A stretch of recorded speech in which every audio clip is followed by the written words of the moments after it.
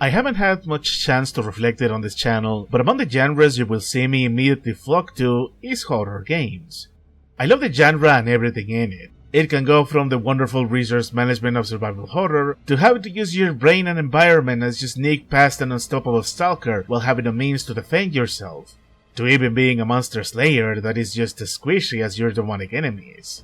It's just a thing of beauty.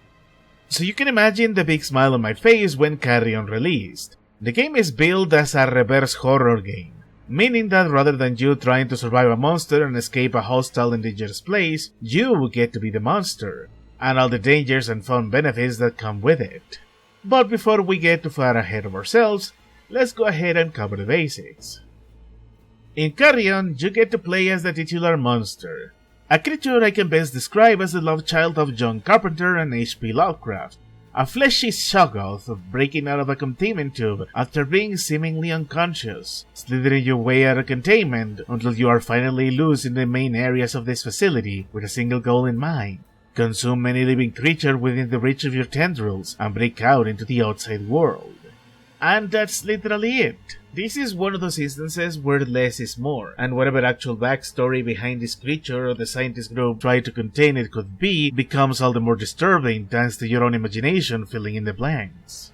Which is good, because you will spend the entire game filling the insides of your creature with all the fleshy biomass you can acquire.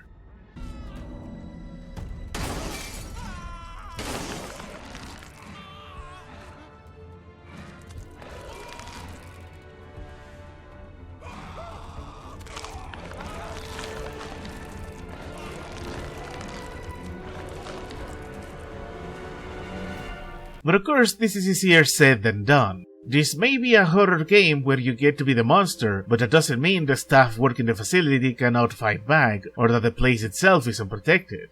First off, you have obstacles you need to overcome, since you are a mass of tentacles and not a person. While you can pull levers and tear open doors and other barriers, you need to find the genetic material that unlocks the upgrades and skills for your monster. This is where the main Metroidvania mechanics get to shine.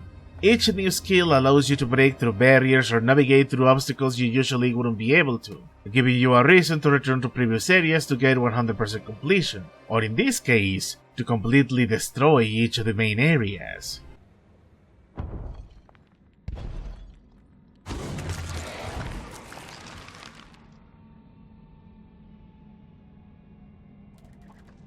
It also gives you more offensive abilities that allow you to play smart, because like I said, the human staff is not entirely helpless, and you are not invincible.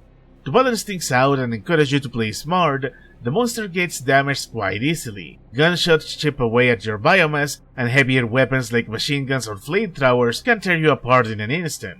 So you find yourself playing the hunter, strategizing and using your abilities to weaken your attackers and get a tasty meal.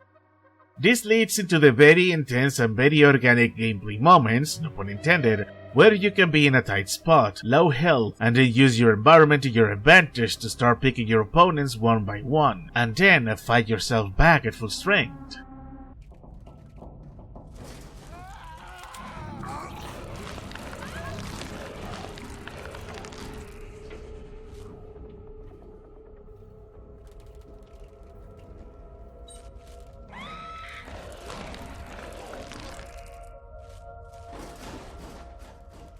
Later stages make this even more fun, because you gain the ability to parasitize any human, alive or dead, and have them do your bidding. Makes for a nice revenge, because as you wreak havoc throughout the game, the staff starts arming itself, both with tactical armor and the aforementioned drones and mechas, and after suffering for most of the game, well, it adds an extra fun layer of sadism to let you be extra evil and mind control a single soldier, or just wipe out an entire room full of survivors for the fun of it, and then just eat the remains.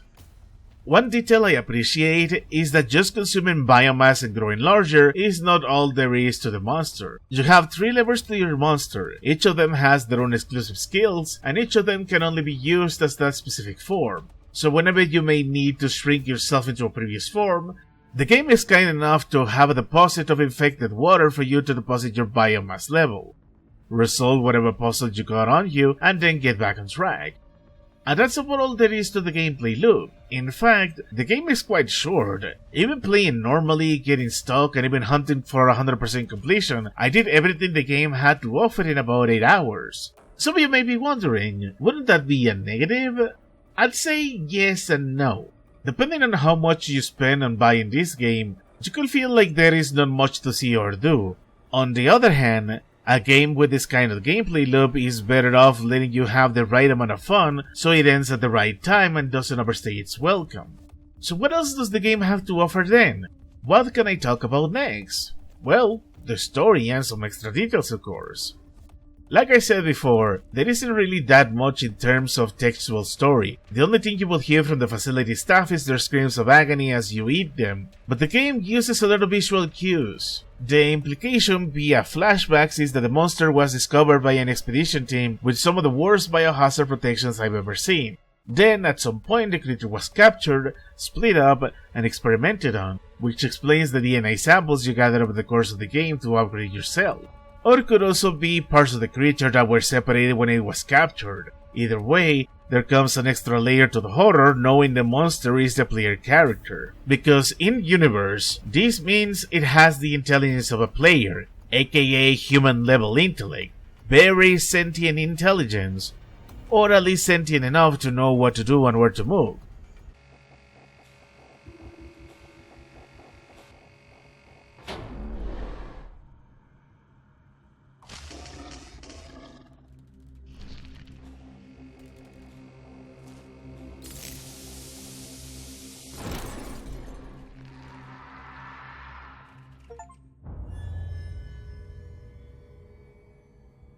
As said at the beginning, this is a Metroidvania game. While this is a very common genre in the indie market, true to any others, games like this live and die depending on the genre, the mechanics, and the setting being used. Because you are a Shoggoth in this game, it means a lot of elements are thrown out of the window. You don't have a map or an inventory screen. There is no dialogue or other characters to talk to, so doing side quests seem to be a bit harder at first glance. When your game is built like this, there's two major elements that can enhance the experience and not have you feel entirely lost: environmental storytelling and signposting.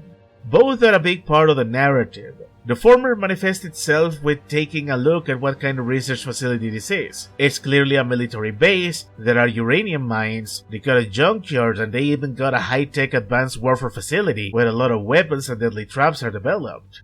The latter starts reflecting both where you are supposed to go and which direction to take, and it also shows that your actions are having an effect. To progress in this game, you have to infect key ventilation systems so you can open the exit and compromise the area with your infection. Once you get out, the game actually shows you how much of the game you have infected, how much biomass you need to consume, and if you have found one of the 9 side upgrades. Some areas also have announcement boards displaying messages to the staff, giving you major hints, both for where potential survivors have evacuated, aka telling you where to go next, and also what kind of security measures are needed, or rather, what degree of aggression awaits you. Revisiting areas is also interesting, because you start from the exit, since your insertion point is essentially blocked off and turned into a save point, but it also highlights the interconnected level design of the genre. Because once you get your upgrades, navigating this area suddenly makes a lot more sense. It becomes extra fun in later parts of the game, because what starts as standard biohazard emergency procedures become more and more panicked as you keep infecting the place, at one point throwing professionalism out of the window and telling staff to just shoot anything that feels slightly suspicious, because that's just how dangerous you are becoming.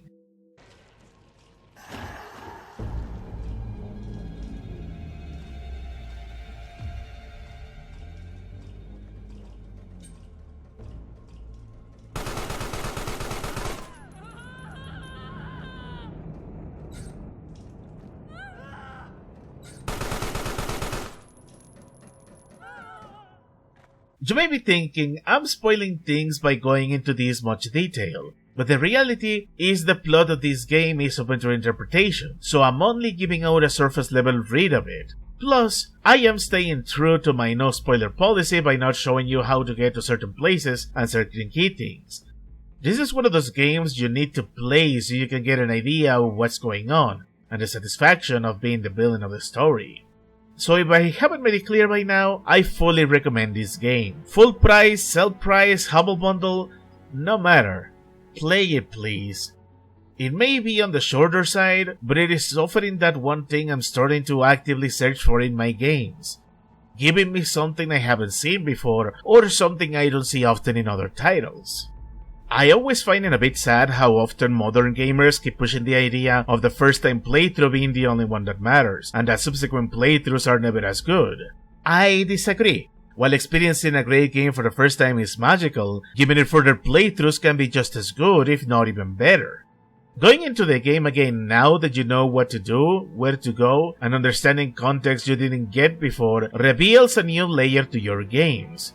Playing less like the clumsy newbie you were at first, and more like a Dickie the monster you were meant to be.